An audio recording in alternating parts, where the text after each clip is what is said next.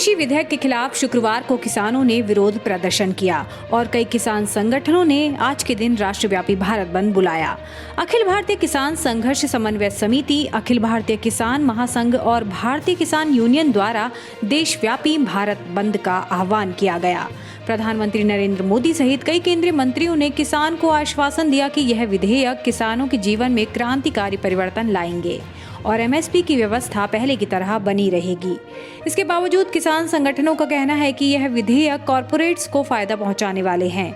इसी के चलते देश भर में बंद बुलाया गया है।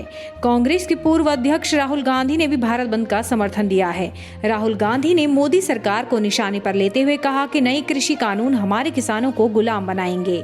राहुल ने कहा कि एक त्रुटिपूर्ण जीएसटी ने एमएसएमई को नष्ट कर दिया। कांग्रेस महासचिव प्रियंका गांधी वाड्रा ने कहा कि किसानों से एमएसपी छीन ली जाएगी, जहां उन्हें कॉन्ट्रैक्ट फार्मिंग के जरिए खरबपतियों का गुलाम बनने पर मजबूर किया जाएगा।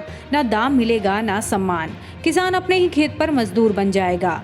भाजपा का कृषि बिल ईस्ट इंडिया कंपनी राज की याद दिलाता है। हम ये अन्याय नहीं होने देंगे। बिहार में विधानसभा चुनाव की तारीखों का ऐलान हो गया है। मुख्य चुनाव आयुक्त सुनील अरोड़ा ने प्रेस कॉन्फ्रेंस करके बताया कि कोविड काल में 3 चरणों में चुनाव कराए जाएंगे। पहला चरण का चुनाव 28 अक्टूबर 2020 को होगा, दूसरे चरण का 3 नवंबर और तीसरे चरण का चुनाव 7 नवंबर को कराया जाएगा। चुनाव आयोग के अनुसार विधानसभा चुनाव के नतीजों का ऐलान 10 नवंबर को किया जाएगा।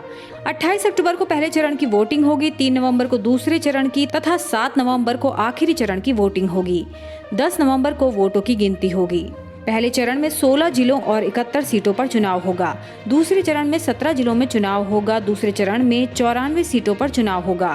पहले चरण की अधिसूचना 1 अक्टूबर को जारी होगी। नामांकन की आखिरी तिथि 8 अक्टूबर है। बॉलीवुड की कई बड़ी हस्तियों का ड्रग्स मामले में नाम सामने आने के बाद नारकोटिक्स कंट्रोल ब्यूरो ने जांच तेज कर दी है।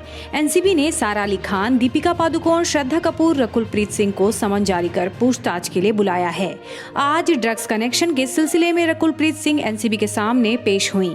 उन्होंने ड्रग्स लेने या किसी ड्रग पेडलर के संपर्क में होने की बात नकारी, लेकिन रिया के साथ हुई चैट को कबूल कर लिया।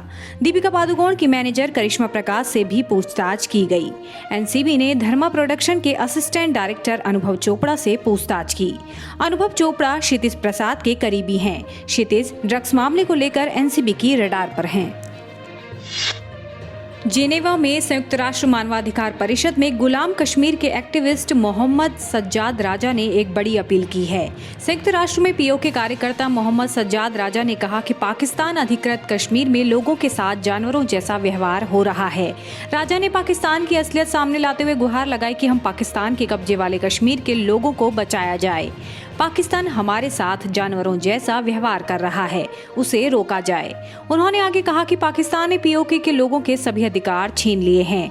आजाद कश्मीर चुनाव अधिनियम 2020 लागू कर हमारे राजनीतिक, नागरिक और संवैधानिक अधिकारों को छीन लिया गया है। हम अपने ही घर में देशद्रोही माने जाते हैं। ऐसे में हमसे बहुत बुरा बर्ताव किया जा रहा है। इसके अलावा राजा ने आगे बताया कि पाकिस्तान पीओके और सीमा पार भारत के युवाओं का भी ब्रेन वॉश कर रहा है। उसने हमारी आजादी छीन ली है। वो हमारी आवाज को दबाता है, लेकिन हमें उम्मीद है कि हमारी आवाज यूएन में जरूर सुनी जाएगी। हम यूएन से शांति की भीख मांगते हैं कि हमारे साथ न्याय किया जाए।